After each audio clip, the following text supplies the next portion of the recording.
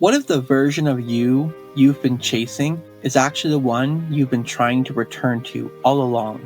The one before the noise, before the burnout, before you started shrinking to fit a life that never really fit you. This isn't about starting over. It's about returning. Returning to your soul, returning to your truth, the version of you that has always been meant to be. Each week, we're going to offer up real stories, hard-earned wisdom, and practical tools from powerful returns to help you reconnect with who you are and why you're here. I'm your host, Brian White, and this is The Return Project. In today's episode, we dive into the stories of what it's like to travel the world of burnout. From having a background in the corporate field and just working yourself to the point that, well, it burns you straight out. Angela Hodgson is sitting here across from me with an incredible story of how she transformed her life from a very corporate career, finding herself in a space of burnout, and where she took it. So, Angela, thank you so much for joining us. Thank you very much for having me here today. Angela, I'm going to pass the floor right over to you and let you share with our audience where it all began and where you took it. Okay, thank you very much. So I'm going to take everybody back to the year 2019. Imagine you've had a baby, or this is your second baby, and you are excited to return back to your corporate career. So that's where I was in 19. I returned back to Bentley Motors, where I had already been working for 8 years. I had a senior leadership position, which was leading on all training and development and people development globally across, I think it was 4,000 staff, 250 retailers. I had a team based all over the world, and I was excited but nervous returning back to work after maternity leave. And I returned back to work to quite a different place. I returned back to new board members, a new line manager, new expectations, new pressure, a new strategy, a new way of working. And it was all quite consuming. It was quite confusing. It was quite overwhelming. And at first I thought, oh, maybe it's just because I've gone from singing nursery rhymes every day to all of a sudden I'm back in the boardroom, I'm back in the corporate space. Then I went on an event in Barcelona. So I was launching a new product and I had delegates flying in from all over the world. I was leading probably about a team of about 50 people in Barcelona, and the Barcelona riots happened. So there was bombs, there was fires, there was shooting, there was lots and lots and lots of stress, and people were dying there. And I had my team that was stuck in the airport. I had delegates who were stuck in the aeroplanes. I had a team that was just looking at me for all of these answers. And I felt totally overwhelmed. So I rang back to HQ and I asked for support. And the answer that I got was, well, you need to document every decision that you're making. You need to document all of your decisions and the risks so that you can justify all of this when you come back. So I didn't feel like I was really supported. I felt like I was quite exposed to all of this literal terrorist kind of activity that was happening, and all of these staff and £1 million worth of products to look after 6 weeks after returning back from maternity leave. So that's when things started to change for me around, is this corporate life for me? And then other things were happening in my personal life. I had a brother who was in a war zone that went missing, and we didn't know where he was. I had a friend who, aged 35, went to bed and died. She, didn't get up. That was it. She was gone. I had a neurodiverse child who was really struggling. I had a baby, and then COVID happened. So the world was stopping. I had all of this stress at work. I had all this stress in my personal life. And I've always said, if it was just one, if it was just professional, I would be fine. But when it's professional and personal, it was just too much. So I had this massive burnout, I had this massive breakdown, and I just couldn't survive. I couldn't get out of bed, I couldn't talk, I couldn't do anything. And I went off sick from work for 6 weeks. The corporate bit was amazing. I was, fully paid and I had all of these benefits and things for being off, which was great. I'm not sure I can return to this. Then I got furloughed from work during COVID for another 8 weeks. And during that time, it was summertime. I was out in the garden with the children. We're back to basics in terms of the routine of, just playing in the garden, and we didn't have school, we didn't have work, we didn't have anything. And that was what got me through. And during that time, I thought, I can't stay doing this. So I made the decision to leave. I handed in my notice, which shocked everybody.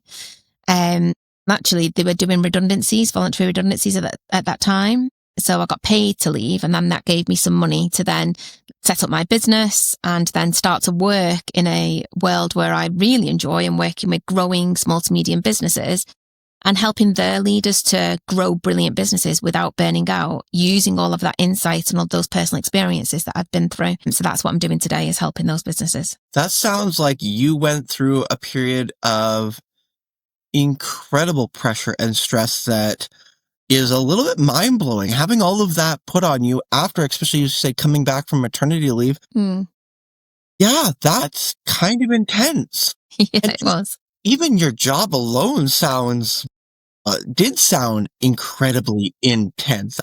Yeah. First off, kind of a cool position you had. That, yeah, I loved it. Was pretty darn cool sounding. But I can't imagine how anybody in that kind of role, leading that many people, that much pressure, wouldn't have experienced, like, the burnout ratio in positions like that must just be astronomical. Like, I couldn't imagine, how do people keep their brains together, and how do they not come into burnout when you're in a position with that much responsibilities, that many people to look after, products to look after, multi-million dollars worth of things to have to deal with? And you probably had bosses on top of you hounding down your throat, telling you what to do. Yeah. And then that's what's quite difficult in the corporate world is, things may have changed now. This was 5 years ago, that I actually left the corporate world. And at the time when I was there, it was very much driven by people masking, particularly myself. When I look back, I was masking who I actually was, what my preferences were, or how I wanted to lead as a leader. I led how I observed other people to lead. It was a very male-dominated environment that I was in. It was very macho. It was very about the ego. So that's who I became.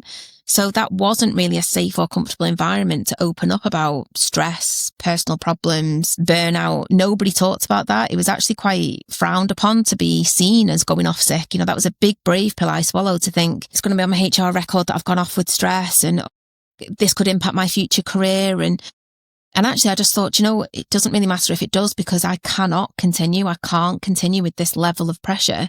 I'm letting down my children, my husband, myself. I literally felt suicidal. I felt like I just couldn't cope with life anymore. So I reached absolute rock bottom. So some people thrive in those environments. Some people don't. But I just was one of those people who I'd done it for 9 years. I just couldn't do it any longer. Do you think that added pressure of not feeling like you can take time off to look after yourself adds to the amount of burnout that you're going to feel? Being in that position where if I felt that stuck, that I wouldn't be able to look after myself, and that I knew there was something wrong, but it was going to be frowned upon if I talked about it, thought about it, wanted to deal with it, I think that would, accumulate to the problem, don't you?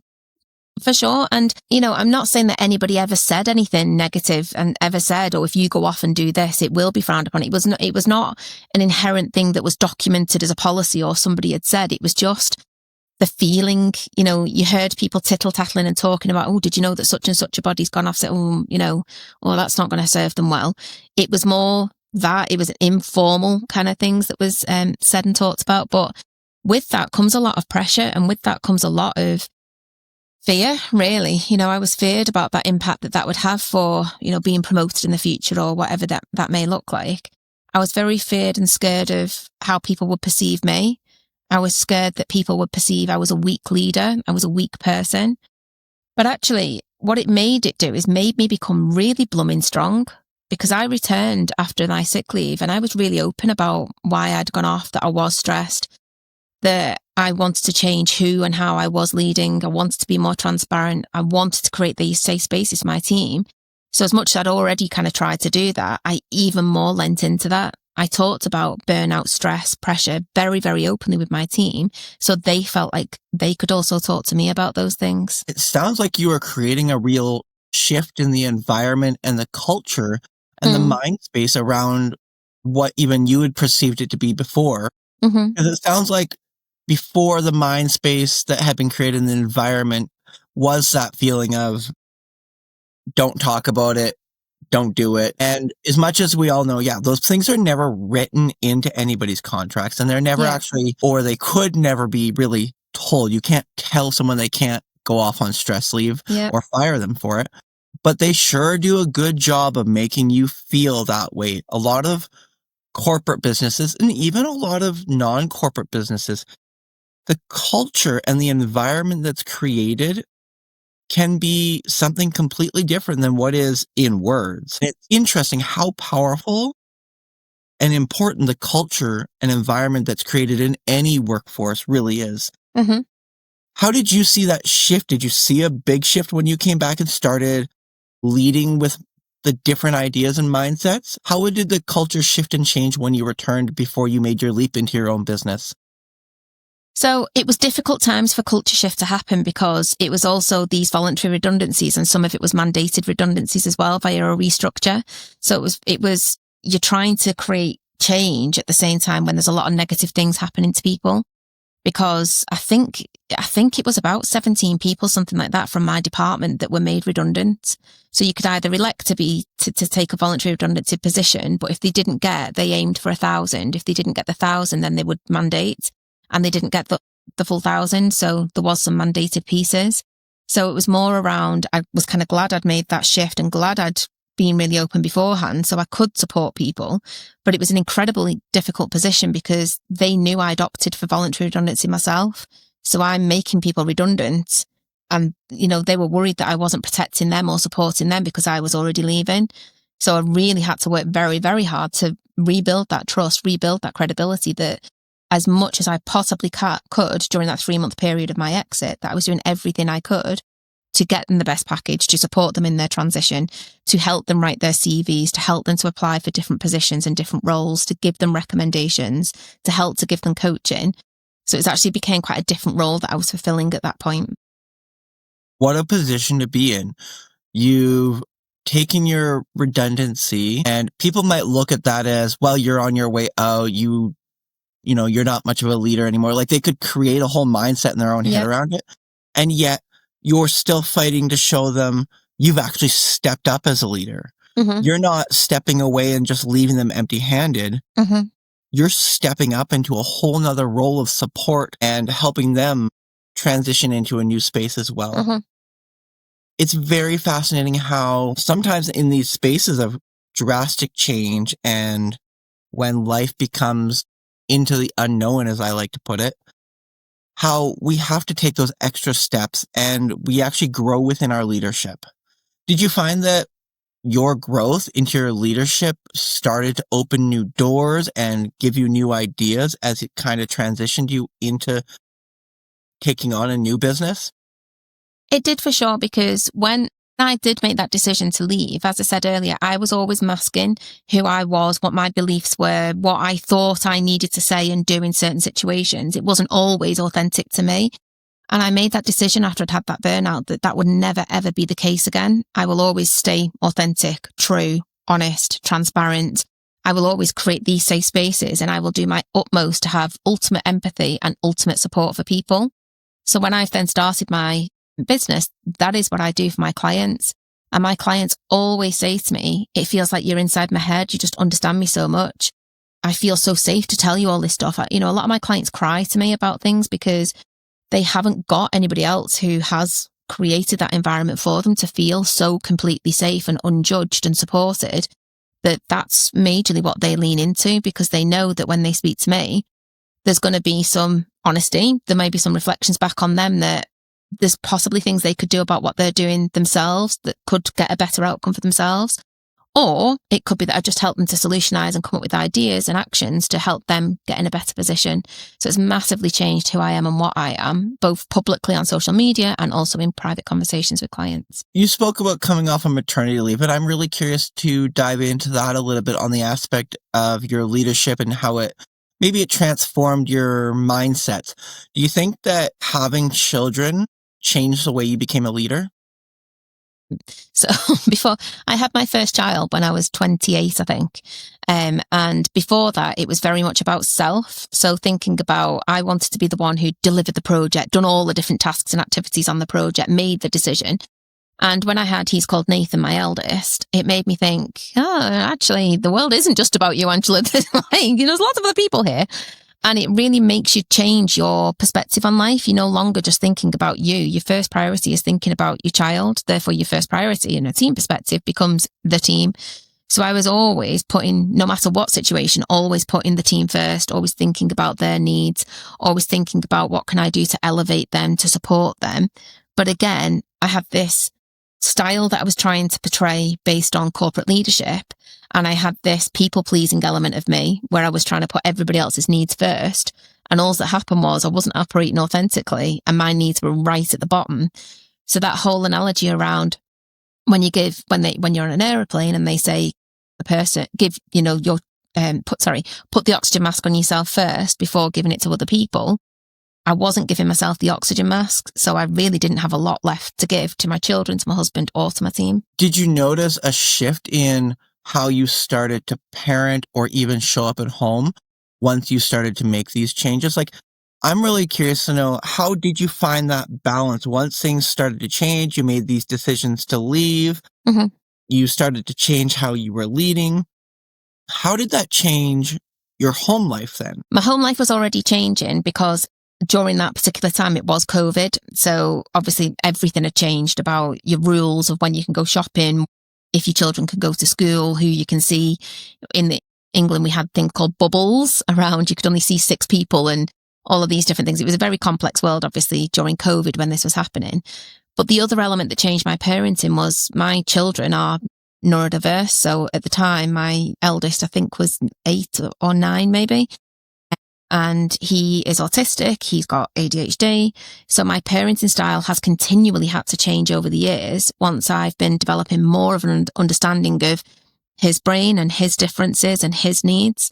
But again, that has made me a much better leader, because beforehand, I would lead with a lot of assumptions.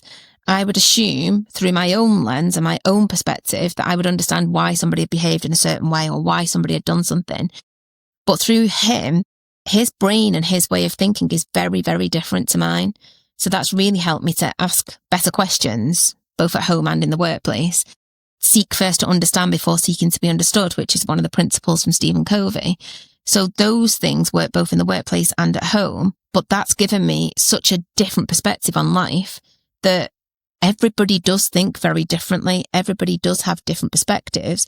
But that very much in my leadership style has been driven through how I parent and how I've learned from my children. As much as everybody has a different perspective, and it's great to be curious, at what point do you make the decision, or do you teach people that someone has to have the final say? There has to be a point where if you've got 5 people all thinking different ways and 5 people, it's 5 different opinions, who and how does someone get to make the final decision on that?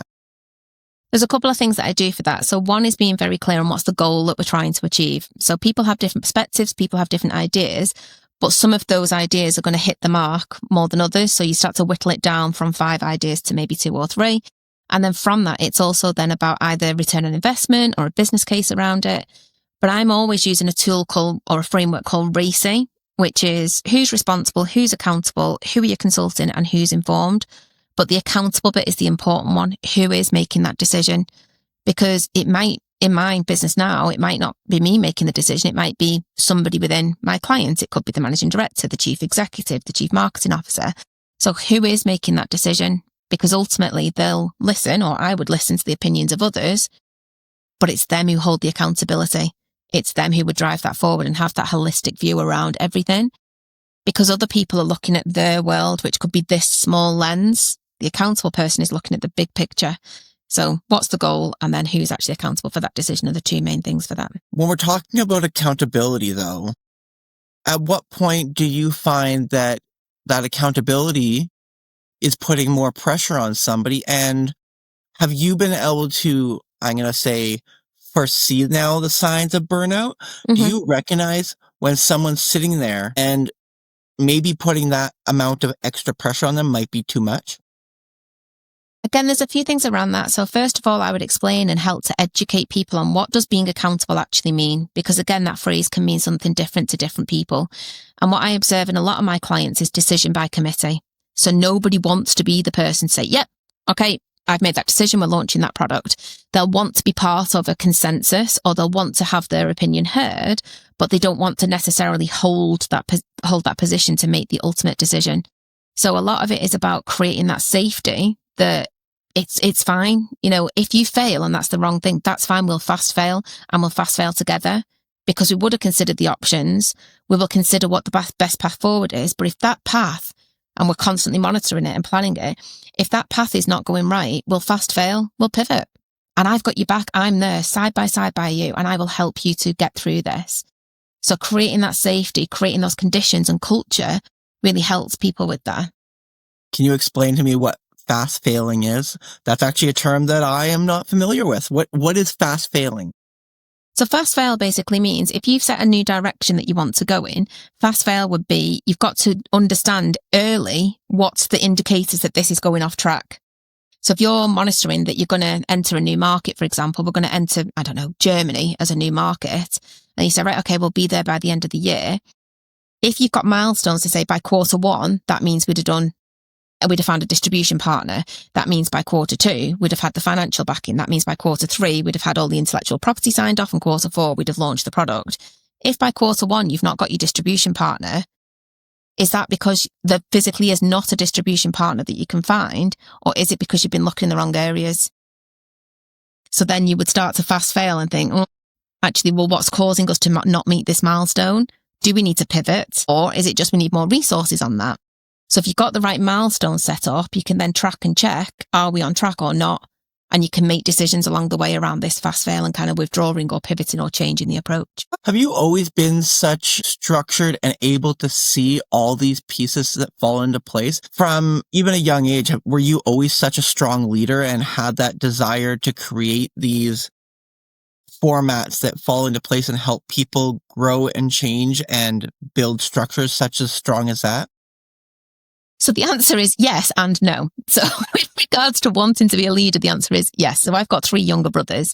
So, and I'm a year older than one, 8 years, and 10 years gap is the other 2. So I was the bossy mum, mini mum, and I was always, playing dolls with them and playing, making them do all these different things and being the one who decided what we were doing and where we were going. So I've always been that person from my childhood. And then with my friendship groups, I tend to be the one who organises things and plans things and puts things in the future. Same with my husband. I'm always the one who, we're moving house, we're going on holiday, we're going to have this business, we're going to do these things. So yes, in terms of the natural kind of leader and, taking responsibility for a group. But in terms of being structured, no.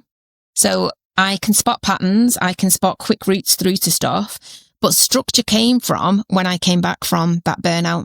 And it's because I had feedback from somebody who worked for me when I was creating all this safety.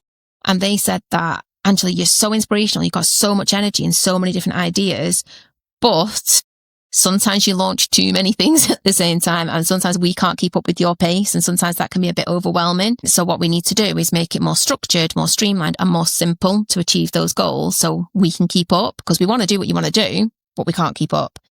And that feedback changed me. That feedback made me realize I'm actually creating burnout of myself, of this pressure pot, but a lot of that burnout is coming from me and the pace I'm driving at. But I don't want that to fall to everybody else as well. So that's then made me create all of these systems and structures and processes and efficiency. And now I'm always looking to find the most simple way to achieve something. What are your thoughts on this philosophy that you need to have a balance of people when it comes to leadership in corporations and any kind of business, where you have that person such as yourself that is very structured and can pinpoint all the details, but you also need that person that is a little bit erratic and idea throwing and flowing and create. So there's a tool I use. It's a behavioural assessment tool called Belbin. I'm not sure if you've heard of that framework. Nope, you'll have to tell us more about that, but it's an amazing framework. So I've been using it for a very, very long time and I absolutely love it. So in its nutshell, it's for the, layman's terms, it would be a personality test. So it's about behaviours and your natural preferences. So I use that with my clients. So I'll help them to understand what is their preferences in the workplace. Are they more the idea person? Are they more the structured action-based person? Are they more the team and collaborator type person? But when I use those tools, I use it in 2 ways. One is a self-assessment. How do they perceive themselves? And the other is a 360. So how do other people perceive them? Because a lot of the time it doesn't line up. Why, someone might think that they're really great at ideas and then none of the team think that they are. And when you have that disconnect, that's what causes a lot of burnout, when someone's like, well, why are they not getting this? Why are they not doing these ideas? Well, have you communicated those to other people? Or are they just in your head? And it's sometimes you have to hold the mirror up to people to help them to understand, oh, yeah, I haven't actually told them, in its rawest form. But the whole principles around Belbin is around team balance. So you need to have a collection of, a winning team is a mix of action-based, people, social-based roles and thinking-based roles that come together to create a winning team. So I'll work with them to assess if they've got a natural balance of the winning team, or what are the gaps, and therefore what are we going to do to overcome those gaps? Because those gaps are going to cause you pain in the future if we don't do something about that now. Absolutely. I think it's very close to, I use the philosophy of what I call my round table. When I've looked at any business or any project that I've ever taken on, for myself, I have to be very aware of who's sitting around my round table and what people do I need at that table. Because for myself, I am very much so the creative, throw the ideas out there. Let's run with a million different things. Let's try this, try that. I'm the creator and the idea guy and the work. Like, let's push it forward, get it done. Yeah. And so I've always found for myself, I need to have that person, such as yourself, that has that, wait a sec, Brian, let's slow down, look at part A, B, C. How do we get there? That structured format. I love those people at my table. Those are my go-to people. Yeah. I need to have my person who does the analytics and the numbers and the stuff I don't want to touch. Yeah. I could do it, but I don't want to touch that stuff. I need to have the person that is going to be our reliant workhorse that, you can give a task to and it gets done. Mm-hmm. And when you put, as you were just kind of saying, all those right people with their right powerhouse of each of their own tool specialties, that's when the magic happens. And yet, where you always have to have also a very key component person is, as we went back to the accountability and responsibility person, the person at the helm of your table who, when all this comes together, they are the one who has pulled the pin and are accountable for it. So I think it's really, I love this conversation of having the right people, the right places, and the right personalities all in the right facets. Yep.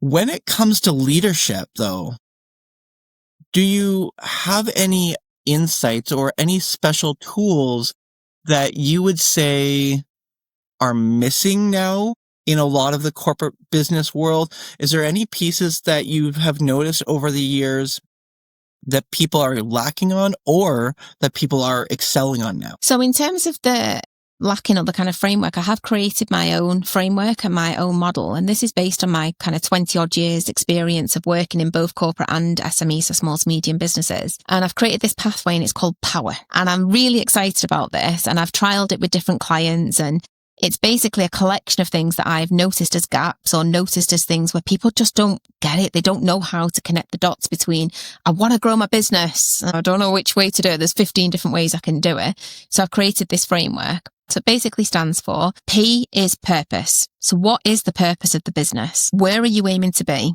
Do you want to grow your turnover? Do you want to enter 4 new markets? Do you want to launch 14 new products? What is it that you want to do? Why does your business exist? So that's the purpose piece.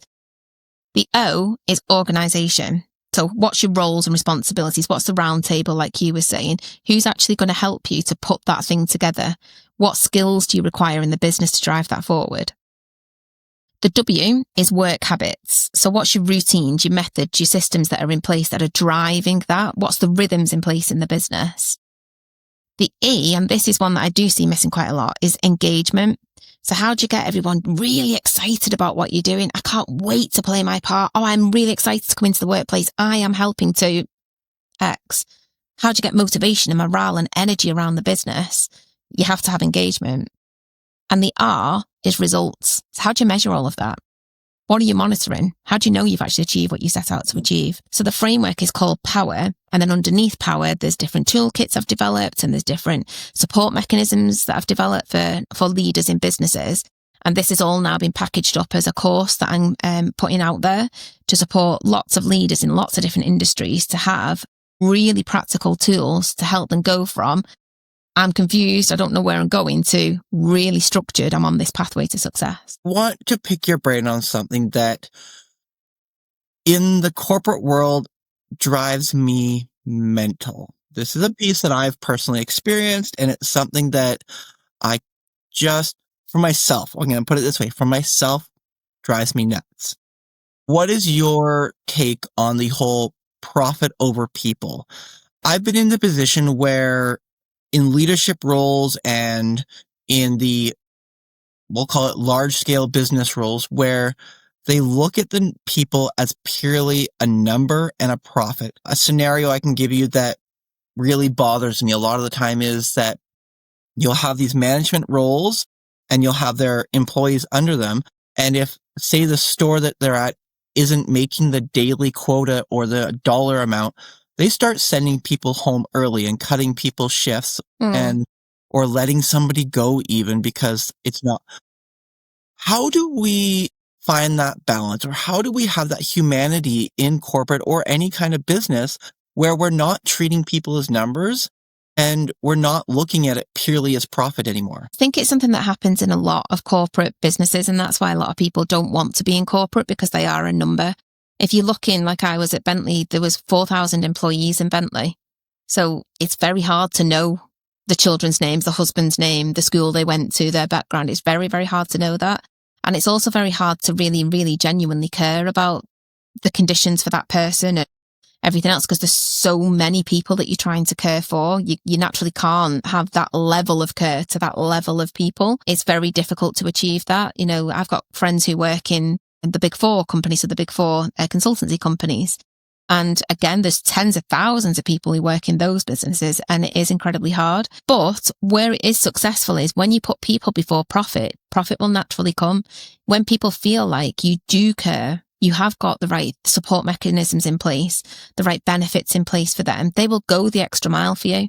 They will be the ones, if using your example of the store, how it's not sold a certain amount of things, they would be out there thinking of marketing campaigns, encouraging people to come in. They'd be keeping the shop really clean and tidy to make it a welcoming environment for other people to come into, because they're going to care.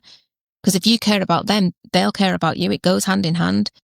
But a lot of companies, not only corporate, don't recognize that inherent link. They do put profit before people. Have you ever seen, or what is also your take on the one that you always kind of hear about, the employee always saying, you know, if somebody just up in corporate in an office that has no idea how the place is actually run or what's actually happening down here? And how do you think we could mend that disconnect and that feeling that people get that somebody in an office is making rules, policies, and structures and ideas that an employee down here is feeling like makes no sense and doesn't actually benefit the ground floor?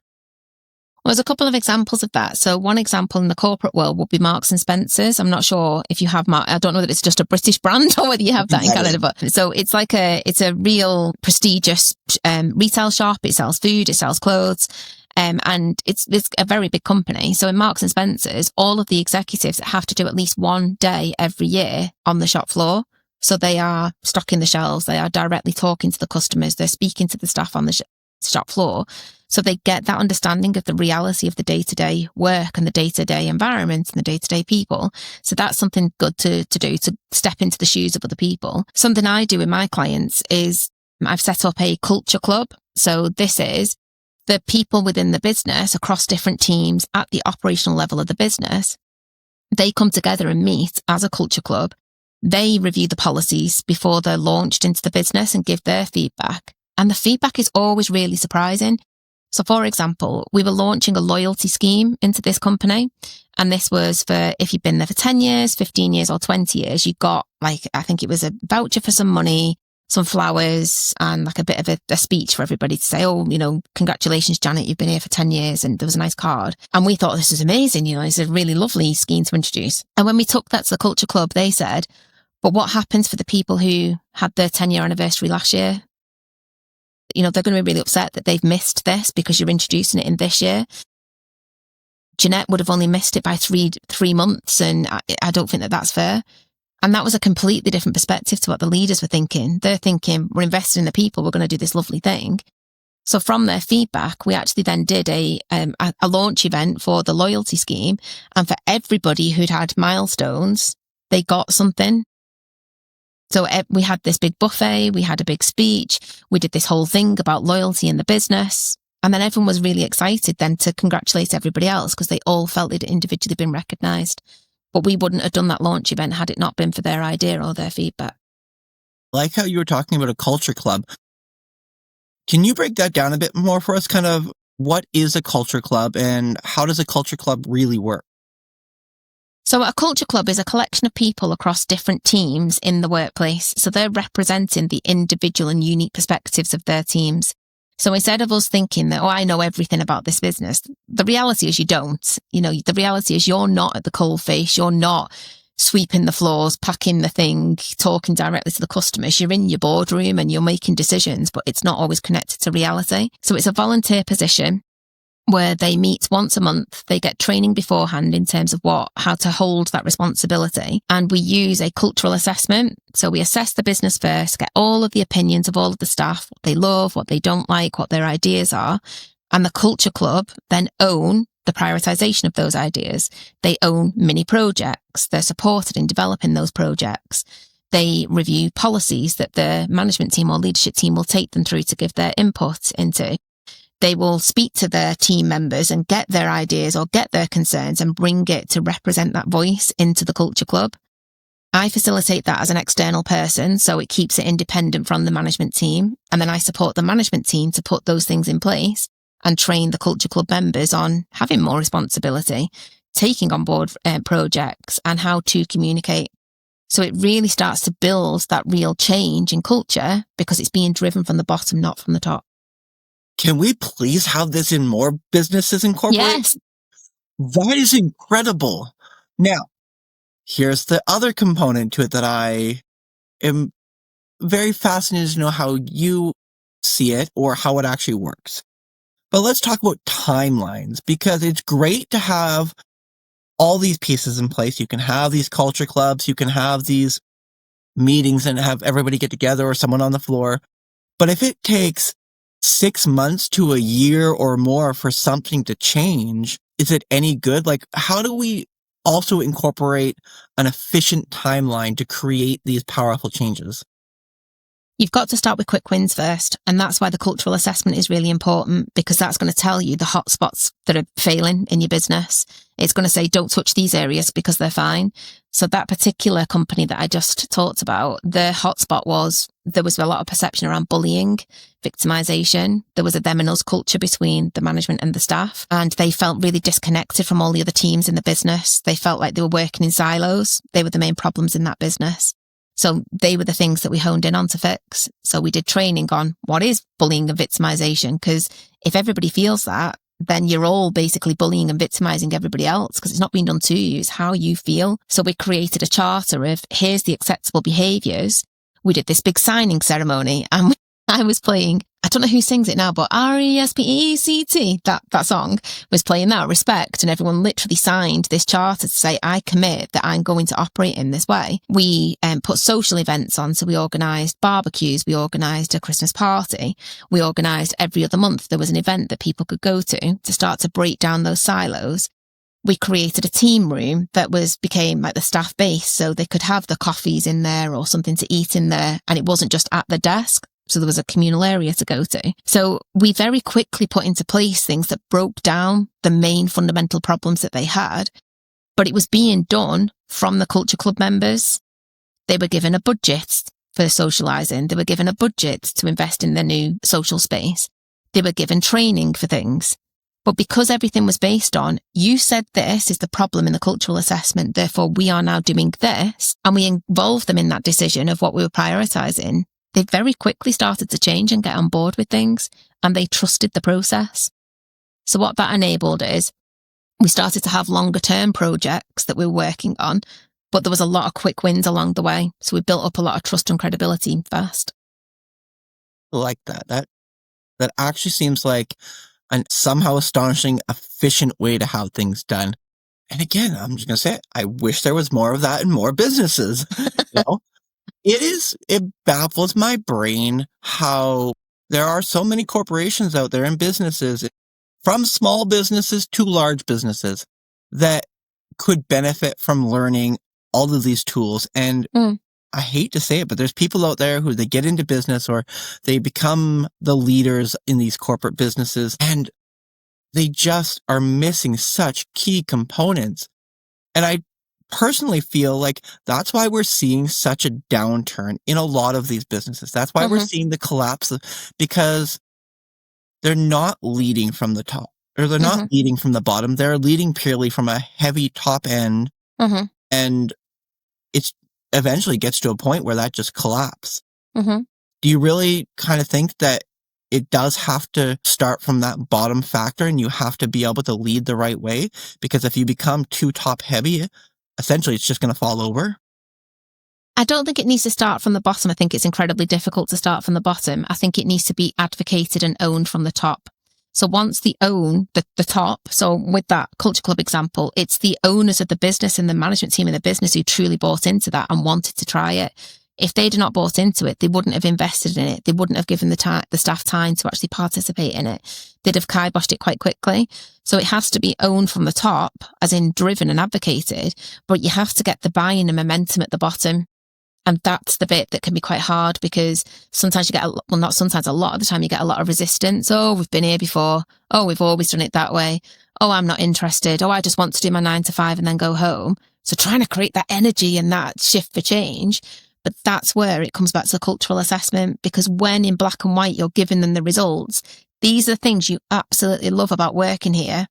And these are the things that make your day-to-day life hard and painful and give you stress on a Sunday night that you don't want to go into work tomorrow. Help us to help you to fix that. That's going to start to create a shift. Here's where I'm now my brain is just spinning on this a little bit, because is there a difference in the consistency that it takes in business to the consistency that it takes someone to change a habit personally? I really want to know from a corporate perspective and business mindset, when it comes to consistency, how important and how, effective is maintaining or finding that momentum, How do we get people on board to be consistent? How do we create that consistency? And how strong is having that true consistency in a business model? Consistency is key to success in my eyes, because you want to have the rules of the game really clear. Because what happens in a lot of companies is the rules aren't clear, or the rules change all the time. And I don't mean rules as in they're printed on the, and you have to sign off this policy. I mean just the ways of doing business around here. What's inherently what people know is come to expect in the workplace. If that isn't consistent, and in one department you get this and you can go home early and it's fine, and in this one you can't and you have to stay until 5 o'clock, you're creating dynamic, you're creating imbalance, you're creating a them and us culture. You're creating a lot of confusion and you're creating a lot of frustration, and people are thinking, I'm not happy here. I don't want to stay here. So consistency across experiences in departments is really, really important. But one of the things in terms of creating that consistency is, again, creating that energy around, well, what is it we're trying to be consistent on? And what is the best route to achieve that? So again, another example is in that same company is we've now set up something called the Wheel of Fortune. So we've got a peer nomination scheme, and it happens every kind of 6 to 8 weeks, where the peers in the business nominate other people to say, you've done an outstanding job, you've gone the extra mile. And because it's peer-to-peer recognizing across different teams, and they get a spin of the wheel, and the wheel's got all different prizes on, and they get something, and there's a mix of team-based prizes and individual-based prizes, that's consistently happening. That's not being led from the managers, that's being led from the peers. Because they like that. They like that there's recognition. They like that they're part of that decision making. They like that there's a ceremony around it. They like it happens consistently. So we've got posters on the wall with QR codes. The QR code is really easy. You click on it, takes you directly to a site. You fill that in, you put the name of the person and you submit. So the process is easy. There's visual reminders around it. It's recognition based and it's of benefit to them and the business. So they're the key elements that create consistency. If you had to pick a top 5 key factors to leadership, what would your top 5 be? To be a successful leader? To be a successful leader, to be a authentic leader, to really show up in the best formats of personal leadership and in ways that are going to create the most change and effectiveness. If you had to pick, I know there's thousands out there, but what are your top 5? First one will be listening. And it's for all the reasons that I mentioned earlier. You can't just assume that you know everything and you know best. You have to listen to the perspectives, the needs, the wants, the concerns, the ideas of your team. They have to feel heard. So listening would be the first one. The second one would be you've got to be inspirational. So it doesn't matter if you're not the idea guy, like you were saying before that you are. You might not be the idea guy, but you have to be able to storytell. You have to be able to create energy and momentum in the business, because if you can't, who will? Collaboration would be the third one, so that you are driving teams to work together, helping teams and setting up those conditions for successful change in the business. So collaboration. I'd also have around efficiency. So knowing, those action points to take, because if you can't think efficiently, yes, you might not be the best person at doing something efficiently, but you need to try and learn those skills, because if you can't think efficiently, you kind of might be creating a lot of waste in your business, not only in terms of resources, in terms of finances, in terms of time, in terms of burnout, because if you don't have the quick paths or the best paths or the structured paths to achieve something, you can be going round and round and round and round and round in circles and actually not really achieving a lot. And let me just think for a moment about what would have as the last one, because I've got quite a few in my head. I want to try and whittle it down to what I think would be the best one. I think that the last one, I'm going to say 2. I'm going to choose it as 6 and kind of split them together. Would be respect and empowerment. So respecting the talents of other people in the business. You don't have to know it all. You don't have to be the best finance person, marketing person, purchase person. You need to empower and trust the people beneath you, that you recruited them for a reason and they are very talented at their job. So empower them, respect them and trust them, so you can work on the business and the future direction, and you can empower your team beneath you to get the job done. So that would be my top 5. I love that last piece, because it seems to be something that happens almost too easily. And sometimes I think people don't even realize that they let their ego and they let their big-headedness sometimes get to them. Some people get into these positions, and even if they started from being the guy that swept the floor and they always told themselves that that's where they'd remember they were, and they get promoted to the boss, all of a sudden they're making all these rules and they're putting all these things in, and they're losing their respect for everybody, and they've let their ego and their big-headed get to them. And I think that actually can happen so easily, and people don't recognize it until it's too late, until someone is yelling and screaming at them that, they've lost their way. And, so the concept of, every single one you touched in there, truly deeply important to being able to be a strong leader. What is one of the number one mistakes that you see in the most leaders now? Lack of alignment is the thing that I see a lot of. And what I mean by that is that everyone's trying to do the best for the business. Some people have personal agendas as well, so they're trying to do the best for themselves. But in the main, it is the best for the business.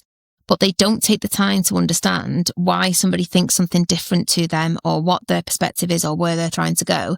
So you end up with a lot of decision by committee, where you're spending a lot of time going around and around and around and around in circles talking about things.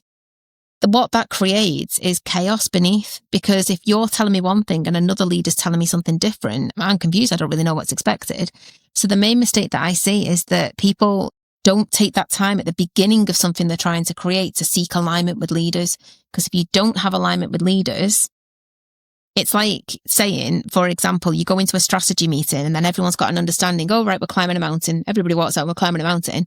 Well, one person's climbing Kilimanjaro, another person's climbing Mount Everest, and another person thinks that little hill that we've got with that nice view, that's where we're climbing. So they go and tell their teams, everyone's climbing somewhere different. No one knows when we're climbing, why we're climbing.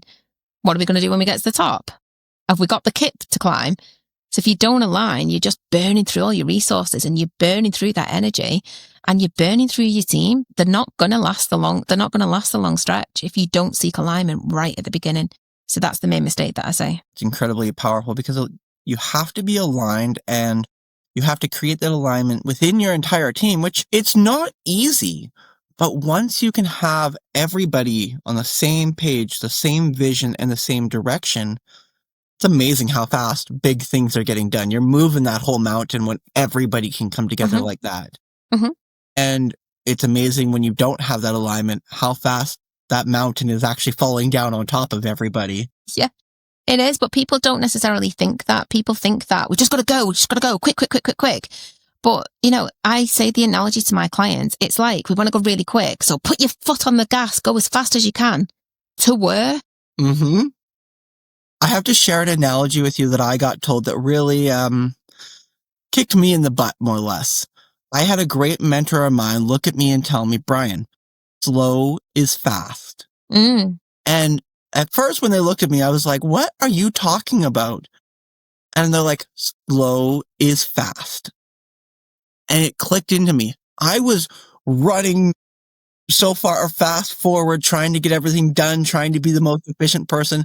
I was missing key components. I was letting details slip. There was things that weren't getting taken care of because I thought efficiency and hard work and plowing forward, I got told my mission, so let's go. That was going to be the key to it. But really, I was missing the vision and the direction. Yeah. And there's a whole piece around that, which is called work smarter, not harder. So there's no point working more hours. There's no point doing more things. You need to work smarter. Why are you in the car? Where are you programming your GPS to? And then put your foot on the gas. Because if you just put your foot on the gas without those other two things, you're going to run out of fuel. And then what do? You're in the middle of nowhere. You can't get fuel. You've not got anybody with you. You've got no supplies with you. And you don't know why you was in the car in the first place. So then you're just thoroughly annoyed. Yeah, I found myself there many a times before. I'm just sitting here laughing going, yep, because I'm thinking back to all the times I did that and I'm going, my Mr. White boy. Yeah. Now I can laugh about it and I look back at it and go, but I can relate to it. How many times I found myself frustrated and angry because I got in the car and put my foot on the gas and ended up somewhere going, well, this isn't where we were supposed to be, or how did we get here? Uh-oh. Yeah.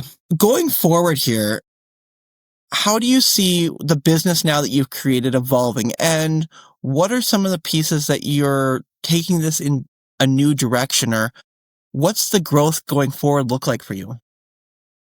So I'm very privileged that I get to work with clients from different industries, which is my key thing that I absolutely love. So obviously I had a big career in automotive and now I work with clients from science, from artificial intelligence, in manufacturing, lots of different industries. So that's where I want to evolve, is starting to connect different industries together. So the course that I mentioned earlier with the Pathway of Power, and creating and launching a course that's going to enable different leaders from different areas to come together to really learn from each other. Because what you do in construction is different to what you do in artificial intelligence, but there's things that you will learn from each other very quickly. Because that's what's made me become very successful and very well-rounded, is I've got insight to all these different industries, so I can fix problems really quickly because I've fixed it in a completely different industry, or they've given me that insight and I've passed that on to others. So that's where I see it growing, is not just working deeply with clients, which is what I do now through executive coaching and through consultancy, but connecting and creating communities of positive business change and positive business growth. That sounds really cool, actually. And you'd be one of those people where I absolutely would want you at my round table, and you'd be a key factor to making any business you probably put your hands into run on a top tier level. This seems like a really great place to bring our conversation full circle. And at the end of every one of my podcasts, I like to pose a really deep, powerful question. And I'm very intrigued to see where you take this one from, even a business perspective. Yet the question I pose is, what is your definition of truly living your best life? Freedom. So my quick answer would be freedom. And what I mean by freedom is freedom to make my own decisions, freedom to take my life in the direction that I want to, freedom to spend time with my children, and freedom to create something that gives me ultimate joy and ultimate excitement. Because if I'm bound by rigidity, if I'm bound by rules, or if I'm bound by a corporate role, I don't have freedom. Whereas I've got my own business, I've got my own home, I've got a wonderful husband, I've got 2 wonderful children, and I'm creating freedom not only for myself, but enabling others to create freedom for themselves as well through this power program that I'm launching, and also through the consultancy that I offer. I want to help businesses create brilliance without burnout. And that's what is important to me, freedom. Freedom is I think, the ultimate goal. That is my ultimate goal, to create those choices and freedom and abilities in my life. And I can just tell that you are probably and very definitely helping many other people, businesses, corporations do just that. I could pick your brain for hours on business. We could go down a multitude of different rabbit trails on leadership and business, but I feel best we'll wrap this up here for today. We can dive into more leadership conversations down the road. So, Angela, thank you so much for joining us. This has been an incredible conversation. Can I just add one quick thing for your listeners? Absolutely. Because what I want to do is I've created a little freebie, a little free gift for the listeners.